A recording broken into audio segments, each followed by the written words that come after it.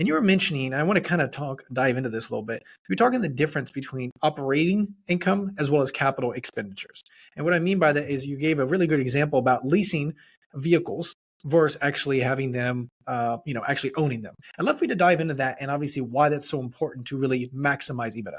Well, I think if you think about entrepreneurs just as a class of people, they're wired to not want to pay taxes.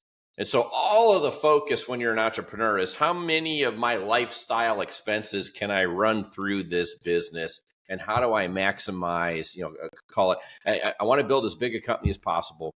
I want to pay as little taxable income as possible. So how do I engineer that? I'm not really tuned in as an entrepreneur to this thing called EBITDA.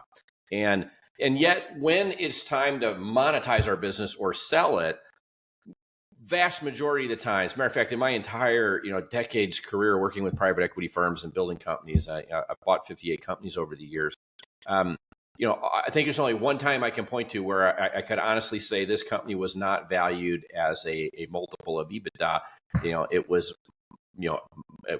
was valued based on a multiple of free cash flow. And so, a lot of entrepreneurs who don't understand EBITDA, what it is, I've heard it before, heard the term, depending on what part of the country you're in, you might hear EBITDA, and EBIT, EBITDA, it's like all kinds of different things. In 21 years on Wall Street, let's start with that. In 21 years on Wall Street, I've never heard anybody call it anything else other than EBITDA.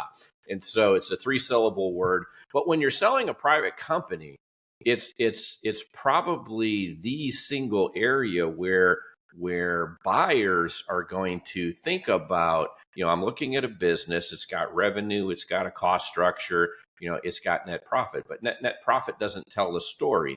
One entrepreneur may be using debt, another one is not, and one entrepreneur may be making capital investments in their business and the other one, is not. They're milking it for cash. It's like, where do I find some kind of a uniform place where we can value the company? The EBITDA line is that place. And so when I think about EBITDA and where it falls on an income statement, you've got revenue, you've got the cost to service that revenue, which takes you to gross profit.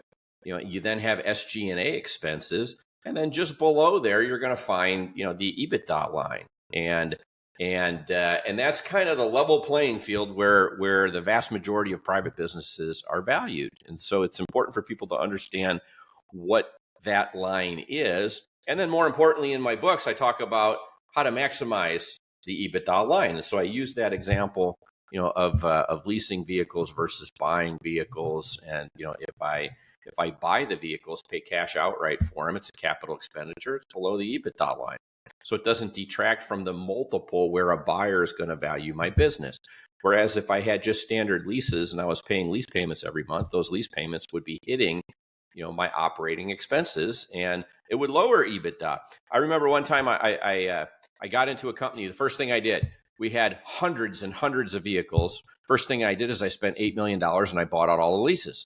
And I added roughly $8 million to my bottom line because I had lowered I put all the expenses where they needed to be, which was below the EBITDA line. And so simple things like that can help maximize the opportunity when monetizing the business.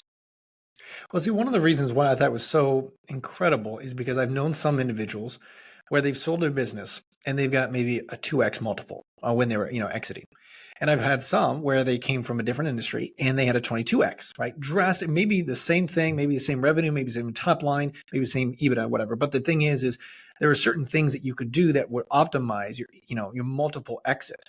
And that's what I found so interesting about your book, unpacking that, because like you were talking about where, and a lot of our listener base, they've actually had an exit, they've, scaling the current business, maybe they've, second, third business, whatever it is. So we're very fortunate with our audience and so forth. And so they're very familiar with this, but there are certain things that I think we miss when we're optimizing for EBITDA margin and really optimizing for EBITDA